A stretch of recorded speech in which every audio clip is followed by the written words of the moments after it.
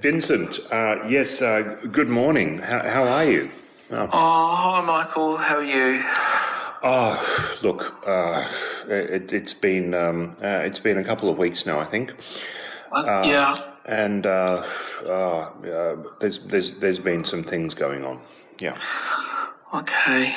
Well, I'm still separated. We're separated. I sort of met with my partner a couple of nights ago, and she's very happy for this situation to continue. So I think it's, I don't know, it's just going to keep going.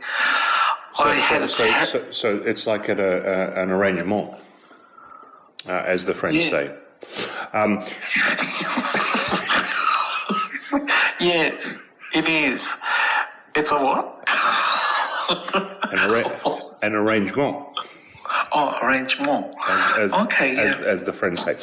Because there's one thing. I spent some time in. I don't know if you know this, but I spent some time in France. And the French are really, chill about these sort of, slightly looser arrangements when it comes to relationships. Yes. The president, shagged someone and, and everyone's gone like, well, whatever. Which actually in America now, whatever.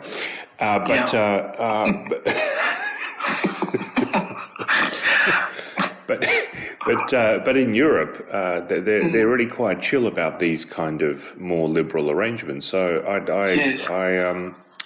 commend you for being quite European, which you are. Well, yes. Well, look, I have to confess, Michael, I am struggling with the whole thing, and I had a terrible anxiety attack the other night. No.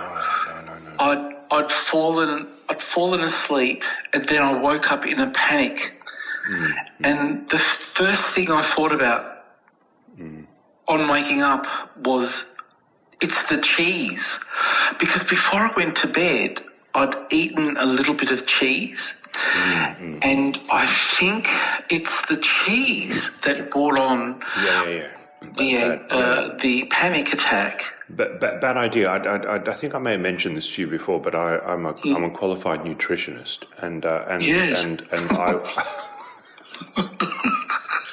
yeah. And I always advise my clients never to have cheese before they go to bed. For exactly that reason, because they bring on dreams. They bring on. Yeah, that's what cheese does. Well, it was a ripe camembert. Yeah. While we're on the French theme, it was. It was.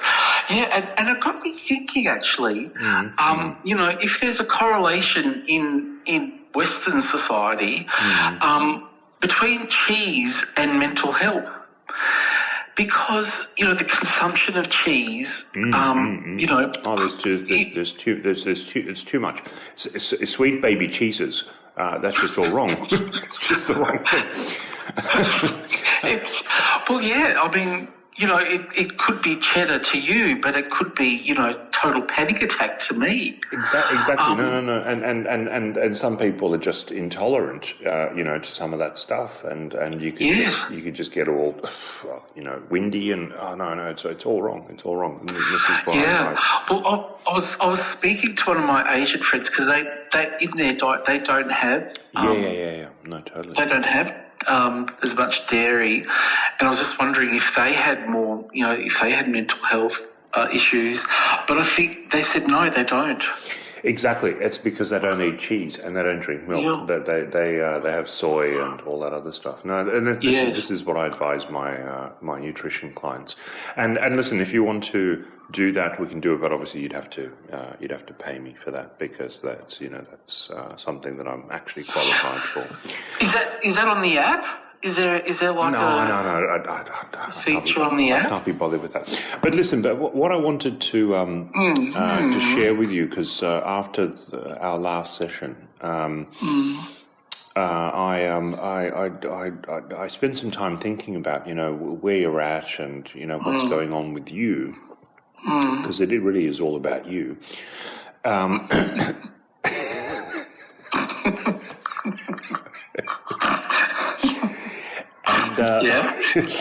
And I've always had this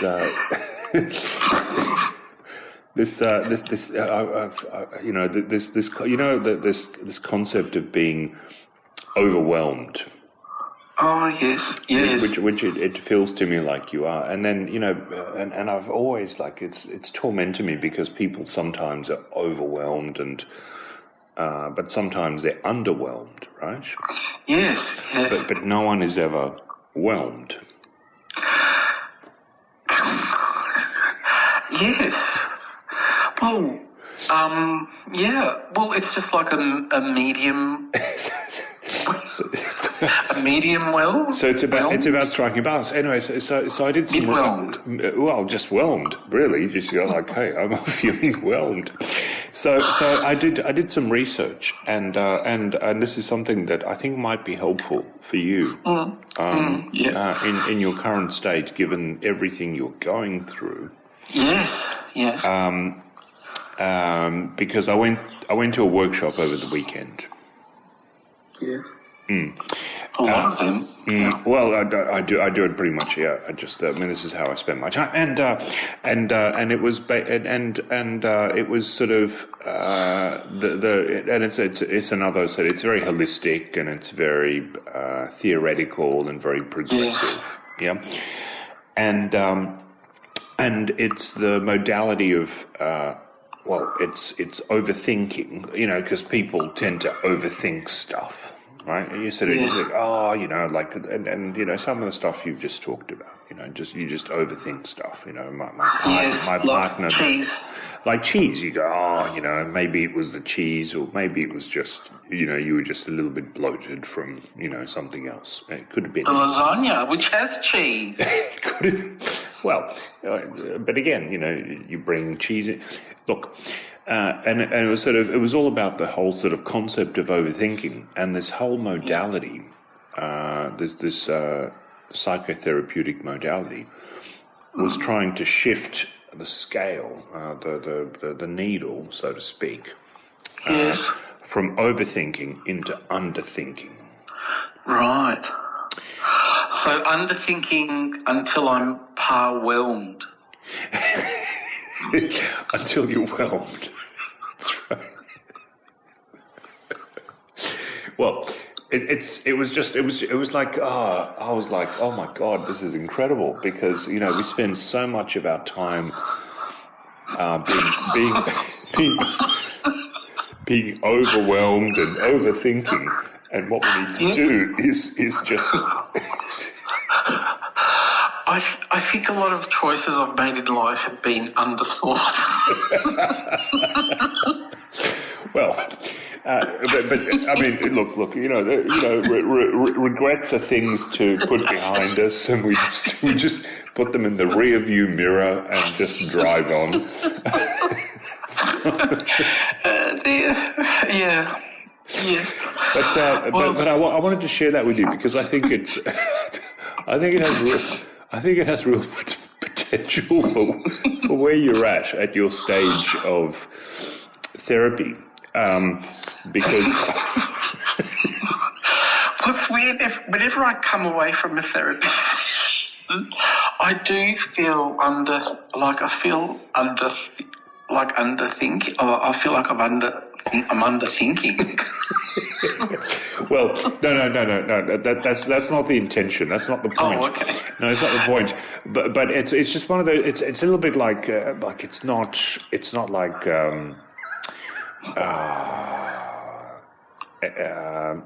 like I'm not here to tell you what to do, but it's a little bit like you sit down and you kind of feel in the presence, and then you go, right, I'm going to underthink. right? So it's like a form of meditation almost. I'm gonna underthink. And then that's what we learned at this weekend. We spent 2 days underthinking. And it was really well, certainly sounds like it was. Was it exciting? Was it? Well, it was. Well, at first, underwhelming. At first it was underwhelming, but then it kind of grew on me, and I thought, oh, this is. I think this has got legs. Yeah. Short legs. Well, okay.